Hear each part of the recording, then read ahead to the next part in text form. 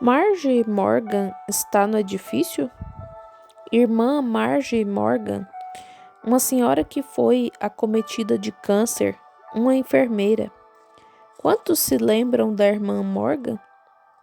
Se ela estiver aqui, não pôde entrar. Ela era enfermeira. Vejam, na lista de câncer em Louisville, a mulher esteve morta faz uns 16, 17 anos. Na lista de câncer em Louisville. Quando Jim Tom Robertson, um advogado cristão, ouviu sobre isso, ele foi ao Hospital Batista para conferir e ver se estava certo, porque seu pai era do conselho, o administrador do Hospital Batista. E eles analisaram o caso e a mulher deveria ter morrido anos atrás. E ela está trabalhando como enfermeira aqui em Jeffersonville, no hospital. Quando ela estava bem aqui, eles tiveram que segurá-la. Nem sequer estava em seu juízo normal. Porém, foi assim diz o Senhor, e ela está viva. Ela foi trabalhar como enfermeira em Louisville. E um homem aqui embaixo, na loja Shrimps Candy, o Sr. Shrimps, está aqui essa noite? Eu gostaria que ele contasse, se ele estiver aqui. Sonny Shrimp, um homem muito saudável. Muitas vezes, quando eu costumava... Não gosto de dizer isso, mas é a verdade. Meu pai costumava me dar uma moeda de 10 centavos se eu trabalhasse a semana toda. E eu ia para a cidade e estacionava minha bicicleta na casa do irmão Mike Egan, um dos administradores aqui, com Jimmy Pulley. Acho que o filho dele está aqui hoje. Jim e eu e Ernest Fisher íamos ao centro da cidade e íamos ao cinema por 5 centavos e costumávamos assistir aos velhos filmes mudos. Éramos garotinhos e queríamos ver. Tínhamos cerca de 8 ou 10 anos de idade. Tínhamos aquele William S. Hart. Muitos de vocês não se lembram dele, o antigo ator. Era o cinema mudo. E eu não sabia ler. Eu tinha que assistir ao que estava passando. E tinha que soletrar tudo. E eu não conseguia entender. Mas observava o que ele estava fazendo. E eu ficava com 5 centavos a mais. E quantos se lembram de quando se comprava uma casquinha de sorvete por 1 centavo? Muito bem. Eu podia comprar 3 casquinhas de sorvete e 2 centavos de docinhos de canela. Eu não conseguia segurar o cone de sorvete, então eu os comia. E se eu comprasse 2 centavos de docinhos de canela, seria quase 250 gramas dessas coisas. E os Stimpf os fazia. Eu ia ali, sentava e assistia a William S. Hart. E esse moço, um pouco mais velho do que eu, acometido por uma doença que 5 especialistas renomados de Louisville passaram por ele, pesando cerca de 45 libras, cerca de 20 quilos, estava morrendo. A senhora Morgan estava cuidando dele e ele estava em uma condição terrível. Ele tinha tantas coisas, seus pulmões estavam comprometidos, sua garganta estava arruinada, seus bracinhos tinham quase essa espessura e ele estava ali, deitado, morrendo. E a senhora Morgan foi contratada para o trabalho. E então ela lhe disse: "Eu já fui paciente de câncer." E começou a lhe contar. Ele interrogou: "Quem você disse? Billy Branagh?" "Ora," disse ele, "eu já vendi para ele muitos docinhos com sabor de canela e casquinhas de sorvete." Ele indagou: será que ele viria orar por mim? E eu fui lá orar por June Stimpf. E agora, se quiserem falar com ele, é no Stimpf's Candy, aqui bem próximo, ou na segunda porta depois do Teatro Lee Rose, no final da rua. Stimpf's Candy. Todos vocês sabem aqui onde fica. É um dos estabelecimentos mais antigos de Jeffersonville. E enquanto eu estava deitado ali, morrendo, com 5 especialistas lhe dando apenas algumas horas de vida, foi assim diz o Senhor: você não morrerá, mas vai me vender novamente docinhos com sabor de canela no balcão. Há muito tempo. Eu sabia que ele tinha ficado bem, mas há muito tempo havia me esquecido disso. E minha esposa e eu estávamos indo comprar alguns doces quando chegamos aqui no Natal. Não sei como foi que pensamos nos Stimpfs, porque normalmente vamos até algumas dessas drogarias e compramos, mas paramos em frente aos Stimpfs. Quando eu entrei, sua irmã olhou e disse: bem, irmão Branham. Ela disse: você se lembra de June? Eu respondi: sim. E ali estava um homem alto, forte e de aparência saudável. E eu fui até o balcão, olhei, fiquei olhando para baixo assim. Eu disse: quero meio quilo desses docinhos com sabor de canela. E ele respondeu: sim, senhor. Então, sua irmã estava esperando minha esposa, e assim ele os pegou. E eu afirmei: eu costumava comê-los há muito tempo aqui no cinema. E mantive a cabeça baixa. E ele confirmou: sim. Disse: muitas crianças os compram. Eles ainda compram, eu disse. Ele afirmou: meu pai fez isso, preparou essa fórmula. Eu declarei: eu gosto muito deles. Agora, depois que ele arrumou tudo e me entregou, disse: mais alguma coisa? E eu disse: não sei. E levantei o rosto.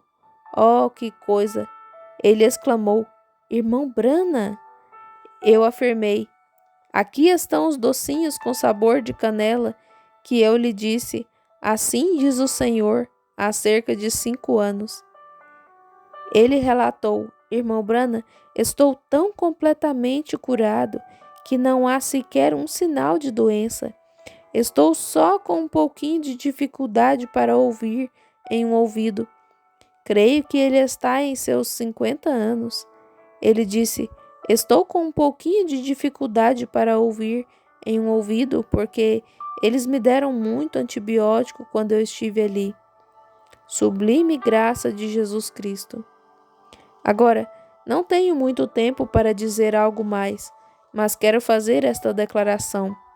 Quantos se lembram dos esquilos? A congregação diz: amém. Muito bem. Essa foi uma escritura intrigante em minha vida que eu não conseguia entender. E havia outra que me intrigava, que era quando Moisés pôde dizer a Deus uma maneira melhor de fazer algo do que a que Deus sabia. Quando Moisés disse: o povo dirá, seu Deus foi capaz de tirá-los de lá, mas não foi capaz de cuidar deles. E Moisés se lançou na brecha. Mais tarde, descobri que era Cristo em Moisés, se posicionando pelo povo. Veem? Então, sobre essa escritura que eu nunca pregava, se disseres a este monte, mova-te.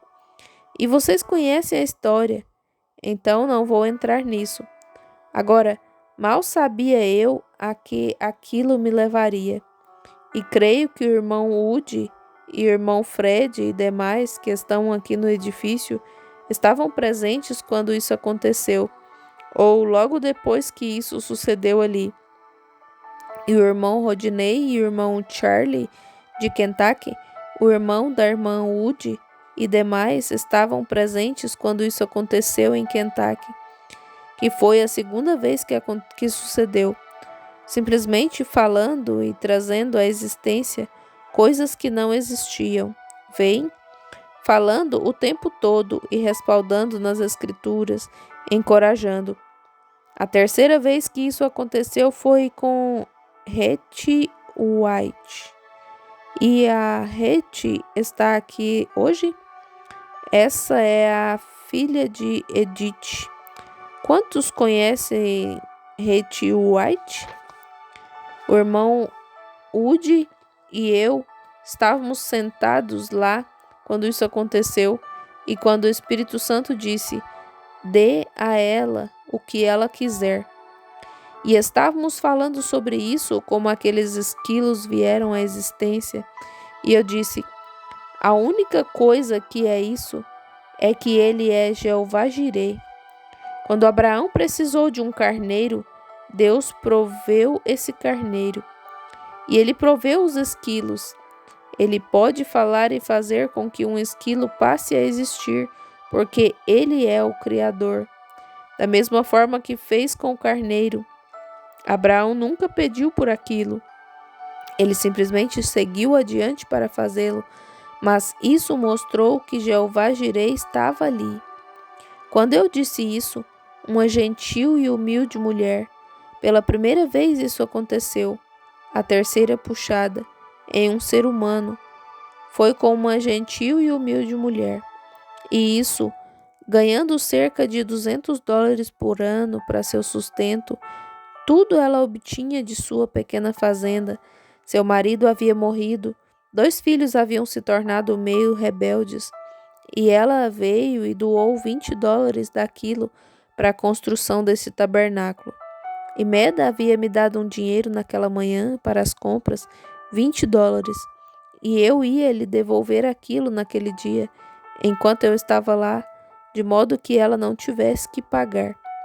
Mas ela não quis receber, e quando ela estava sentada no canto, e quando eu disse: a única coisa que sei é que ele ainda é Jeová Jireh, e a gentil Hetty disse a palavra certa.